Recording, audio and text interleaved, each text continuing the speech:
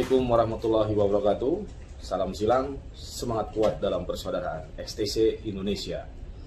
Bismillah, Alhamdulillah.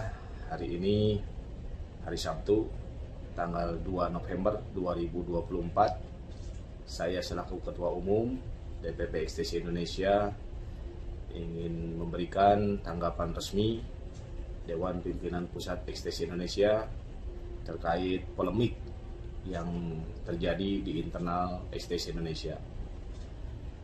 Terusus kepada seluruh anggota XTC Indonesia dan pihak-pihak terkait, dengan hormat, sebelum saya menyampaikan isi klarifikasi ini, izinkan saya menegaskan bahwa tujuan dari klarifikasi ini adalah sebagai tanggapan resmi atas peristiwa yang terjadi di internal organisasi XTC Indonesia yang telah menimbulkan kegaduhan baik secara internal maupun eksternal. Klarifikasi ini diharapkan dapat menjadi pelajaran dan edukasi bagi seluruh anggota serta masyarakat luas agar ke depan organisasi kita dapat berkembang lebih dewasa dan lebih solid. Sebagai informasi, XTC Indonesia telah terdaftar secara legal sejak 2016 dan mengalami beberapa perubahan struktur kepengurusan, termasuk hasil musyawarah nasional pertama pada tanggal 25 Agustus 2019 yang menghasilkan saya, Doni Akbar, sebagai Ketua Umum terpilih untuk periode 2019-2024. Struktur kepengurusan saat itu diresmikan pada tanggal 23 Oktober 2019 melalui pelantikan dan pengambilan sumpah di Bandung. Saya saat ini ingin menjelaskan kronologis peristiwa yang terjadi di XTC Indonesia. Pada saat itu, tanggal 14 atau 15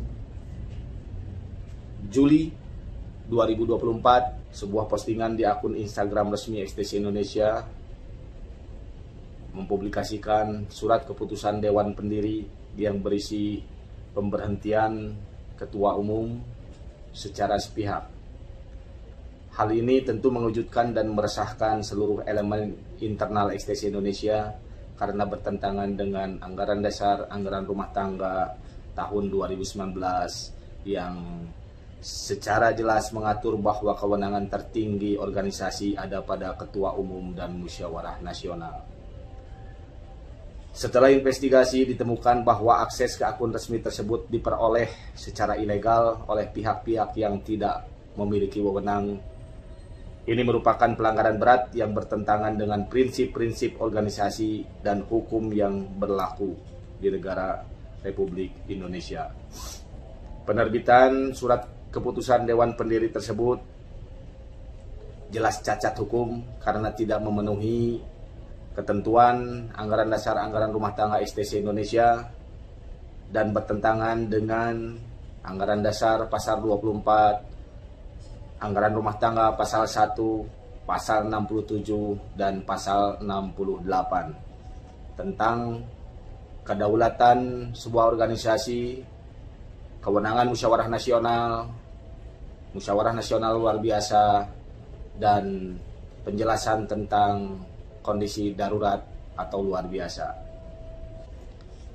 Penjelasan dari kami Dewan Pimpinan Pusat XTC Indonesia terkait surat keputusan Dewan Pendiri yang diterbitkan pada tanggal 13 Juli 2024. Dalam SK yang diterbitkan, Saudara Ivan Rifki Sulaiman, salah satu pendiri, telah menafsirkan secara keliru pasal demi pasal, termasuk pasal 1 mengenai kedudukan Dewan Pendiri, seolah-olah memiliki kewenangan hak veto di atas segalanya. Hal ini bertentangan dengan ketentuan yang ada karena penanggung jawab tertinggi dalam sebuah organisasi adalah Ketua Umum dan bukan Dewan Pendiri. Dan kewenangan Dewan Pendiri pun hanya dapat diberlakukan dalam keadaan darurat sebagaimana diatur dalam pasal 3 ayat 3 huruf A, B, dan C, dan pasal 68 yang mencakup pertama, berdasarkan pasal 3 ayat 3 huruf A, apabila masa jabatan Dewan Pimpinan Pusat telah berakhir dan telah diberikan masa perpanjangan waktu selama-lamanya 6 bulan, namun tidak melaksanakan musyawarah nasional. Di sini menjelaskan bahwa pasal 3 ayat 3 huruf A sudah jelas bahwa pada penerbitan surat keputusan Dewan Pendiri tanggal 13 Juli 2024, saat itu saya, Doni Akbar, Ketua Umum XTC Indonesia, beserta jajaran pengurus lainnya itu masih aktif menjabat resmi sebagai pengurus DPP XTC Indonesia. Jelas pasal 3 ayat 3 ini dari huruf A, B, C ini menjelaskan terkait kondisi darurat atau luar biasa yang dimaksud. Huruf B, terjadinya suatu keadaan yang mengakibatkan tidak berfungsi atau tidak selarasnya roda kepemimpinan Dewan Pimpinan Pusat XTC Indonesia. Hal ini menurut huruf B, terjadinya suatu keadaan yang mengakibatkan tidak berfungsi dan tidak selarasnya roda kepemimpinan Dewan Pimpinan Pusat XTC Indonesia ini ditafsirkan keliru dan sesat oleh beliau selaku salah satu Dewan Pendiri, karena XTC Indonesia kepengurusan pusat tetap berjalan sebagaimana mestinya dan secara keseluruhan itu baik-baik saja. Huruf C, hal darurat lain yang dinyatakan dalam musyawarah yang diagendakan khusus untuk itu. Di sini pun tidak ada musyawarah yang menyatakan bahwa XTC Indonesia dalam kondisi darurat atau dalam kondisi luar biasa. Karena belum pernah kita mendengar yang namanya musyawarah nasional luar biasa. Dan saya ingin menjelaskan berdasarkan pasal 68 tentang musyawarah nasional luar biasa, di mana di situ dijelaskan bahwa kondisi darurat atau luar biasa atau syarat sahnya diselenggarakannya Munaslup XTC Indonesia tentu harus memenuhi persyaratan seperti di bawah ini. Yang dimaksud pada pasal 68 adalah jika ketua umum berhalangan tetap, atau ketua umum meninggal dunia, atau ketua umum mengundurkan diri secara tertulis. Di sini sudah jelas saya tidak melakukan pengunduran diri secara tertulis, atau saya tidak merasa berhalangan karena saya tetap melaksanakan atau menjalankan roda organisasi ini, dan saya pun masih hidup, belum meninggal dunia. Poin 4, tentunya ada permintaan dari minimal 3/4 jumlah Dewan Pimpinan Daerah dan 2/3 jumlah Dewan Pimpinan Cabang XTC Indonesia se-Indonesia, karena kelangsungan hidup perkumpulan dalam keadaan terancam dan atau ada hal-hal situasional yang memaksa. Artinya saya pun tidak pernah mendengar adanya permintaan atau mosi tidak percaya dari Dewan Pimpinan Daerah XTC Indonesia dan juga Dewan Pimpinan Cabang XTC Indonesia seluruhnya. Ya, jelas sekali menurut pasal 68 ini jelas mengatakan bahwa kondisi darurat dan luar biasa yang dimaksud oleh saudara Ivan Rifki Sulaiman beserta kawan-kawannya adalah tidak benar. Atau ada keumuman berdasarkan aturan perundang-undangan, tentu seseorang jika terbukti secara hukum bersalah dan sudah ditetapkan di keputusan pengadilan dengan keputusan tetap, yaitu ingkrah pengadilan. Tentu hal itu pun bagi diri saya alhamdulillah tidak memiliki permasalahan hukum yang dimaksud. Oleh karenanya, dengan alasan ini, surat keputusan yang diterbitkan oleh Dewan Pendiri tertanggal 13 Juli 2024 dinyatakan batal demi hukum, dan tindakan lanjutannya, keputusan-keputusannya tentunya dengan sendirinya dianggap gugur. Di sini saya hanya menjelaskan terkait poin penting, yaitu awal mula terjadinya polemik di internal STC, yaitu dengan terbitnya surat keputusan Dewan Pendiri tertanggal 13 Juli 2024, di mana isinya tentang pemberhentian saya selaku Ketua Umum dari jabatan, sekaligus mengangkat PLT Ketua Saudara Dudi Alamsyah. Yang ini jelas bertentangan dengan aturan yang mana pedoman organisasi STC Indonesia itu sudah disepakati, dan saya pun dipilih berdasarkan musyawarah nasional STC Indonesia yang pertama, artinya saya pun dilindungi oleh undang-undang. Oleh karenanya, saya tidak perlu menceritakan rangkaian peristiwa lainnya, peristiwa lanjutannya, baik itu keputusan-keputusan ataupun perbuatan-perbuatan lainnya, karena secara otomatis itu dianggap gugur. Misal, setelah itu saya mendengar ada acara pelantikan ketua PLT. Yang jelas dalam sebuah keumuman ketika ditunjuk PLT ketua, tidak umum juga PLT seorang ketua itu dilakukan pelantikan, apalagi dibentuk kepengurusan baru atau restruktur seluruh kepengurusan. Dan ada kegiatan lainnya, yaitu pelantikan PLT ketua beserta jajaran pengurus barunya, yang tentu ini jauh dari keumuman yang kita ketahui dalam sebuah organisasi. Jadi sangat jelas di sini sudah terang benderang bahwa surat keputusan Dewan Pendiri itu gugur dan tidak dapat diyakini, diakui kebenarannya.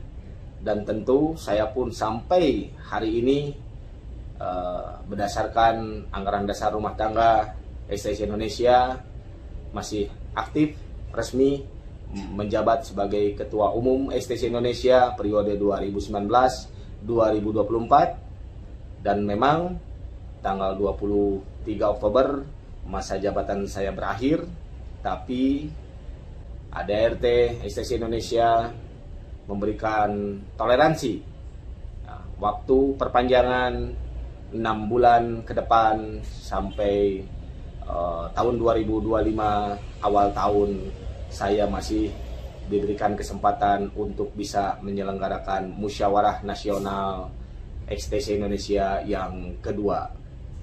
Dan saya pun pada kesempatan ini ingin menanggapi perihal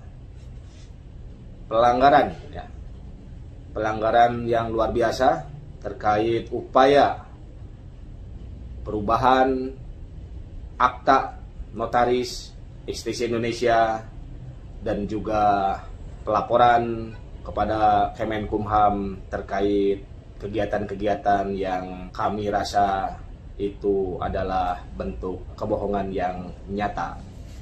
Perlu diketahui pada tanggal 13 September 2024 terdapat laporan bahwa oknum, saya katakan sebut oknum internal telah melakukan perubahan akta pendirian dan melaporkan data manipulatif kepada pihak notaris.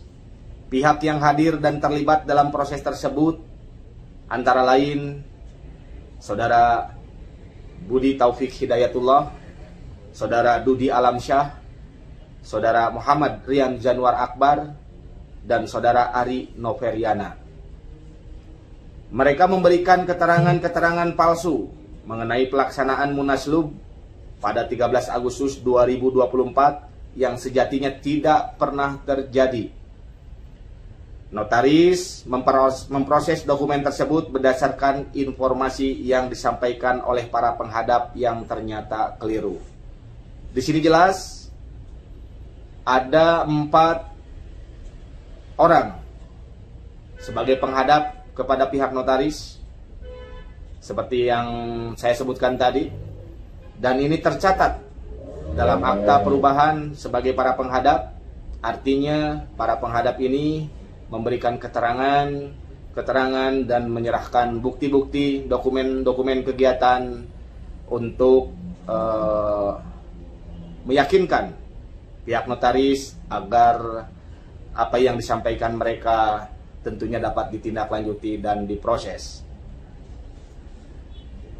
Dan tentu itu menjadikan pihak notaris dengan dokumen yang ada, informasi yang diberikan dari para penghadap,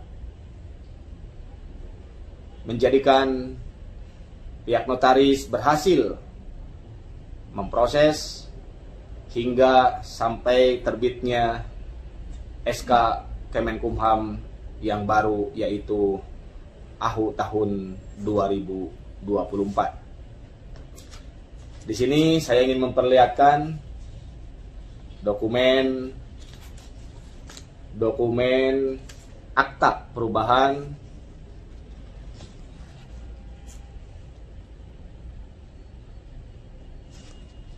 jelas sekali bahwa memang benar seorang ketua umum bisa diganti, bisa diturunkan melalui forum musyawarah nasional luar biasa apabila sebelum masa jabatannya berakhir. Tapi ketika sampai masa jabatannya berakhir, tentu forumnya adalah musyawarah nasional. Artinya pihak notaris mencatat bahwa ini adalah telah dilaksanakannya musyawarah nasional luar biasa XTC Indonesia. Pertanyaannya, saya secara pribadi dan saya pernah menanyakan kepada seluruh jajaran pengurus Dewan Pimpinan Pusat XTC Indonesia dan seluruh Dewan Pimpinan Daerah dan juga pimpinan perwakilan luar negeri, di mana mereka adalah sebagai peserta utusan, yaitu peserta yang memiliki hak pilih, hak suara dalam musyawarah nasional atau musyawarah nasional luar biasa. Kami semua tidak pernah mendengar, apalagi diundang, dan kami tidak pernah sama sekali menyaksikan musyawarah nasional luar biasa XTC Indonesia telah dilaksanakan, apalagi menurut data informasi yang tercatat dalam surat akta perubahan ini bahwa musyawarah nasional luar biasa XTC Indonesia telah dilaksanakan pada tanggal 13 Agustus 2024. Dan para penghadap melaporkan kepada pihak notaris pada tanggal 13 September 2024. Artinya 1 bulan setelah kegiatan para penghadap menemui pihak notaris dan memberikan keterangan-keterangan pada tanggal 13 September 2024. Dan pihak notaris melaporkan, memproses lebih lanjut kepada Kemenkumham untuk penerbitan AHU, dan akhirnya AHU terbit pada tanggal 13 Oktober 2024 dengan nomor AHU 0001424.AH.08 tahun 2024. Di sini jelas para penghadap memberikan keterangan-keterangan yang tidak dapat dibenarkan. Semuanya melakukan pelanggaran berat, termasuk di dalamnya ada pihak-pihak yang tidak tercatat dalam akta perubahan, namun hadir dalam memberikan keterangan di kantor pihak notaris, yaitu saudara Ivan Rifki Sulaiman. Yang jelas beliau tidak tercatat di sini sebagai para penghadap karena situasi dan kondisi menurut pihak notaris tidak dapat disertakan atau dicatat dalam akta perubahan.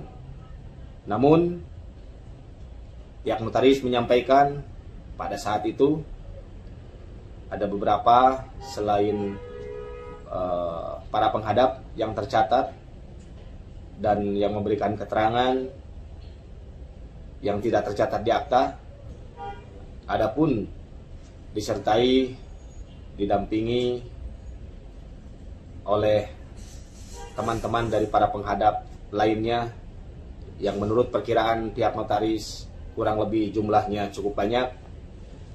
Dan yang jelas Dewan Pimpinan Pusat XTC Indonesia tentu harus mengambil langkah-langkah organisasi dan tindakan organisasi yang tentu suka tidak suka ini harus diambil. Dan saya sebagai ketua umum sekaligus penanggung jawab tertinggi dalam sebuah organisasi, saya bersama tim telah menelusuri dan memastikan bahwa dokumen-dokumen tersebut adalah hasil manipulatif dan jelas menyesatkan. Upaya ini tentu merupakan pelanggaran berat dan bisa dimasukkan dalam kategori kejahatan organisasi dan telah memenuhi unsur pelanggaran hukum, baik itu perdata atau hukum pidana. Oleh karenanya, langkah hukum akan kita ambil untuk menjaga kedaulatan dan marwah organisasi, memastikan keutuhan dan persatuan XTC Indonesia tetap terjaga. Terakhir, penutup, kami menghimbau kepada seluruh anggota dan jajaran pengurus Dewan Pimpinan dimanapun kalian berada untuk tetap solid, tidak terprovokasi, dan senantiasa merujuk pada aturan organisasi yang sah. Saya berkomitmen untuk menyelesaikan permasalahan ini dengan langkah-langkah strategis yang mengutamakan kepentingan bersama. Atas perhatian dan pengertian seluruh pihak, saya ucapkan terima kasih. Hormat kami, Doni Akbar, Ketua Umum XTC Indonesia, ditandatangani Sekretaris Umum XTC Indonesia, Kang Hendra Ferdiana, ditandatangani Bandung, 2 November 2024. Terima kasih. Assalamualaikum warahmatullahi wabarakatuh.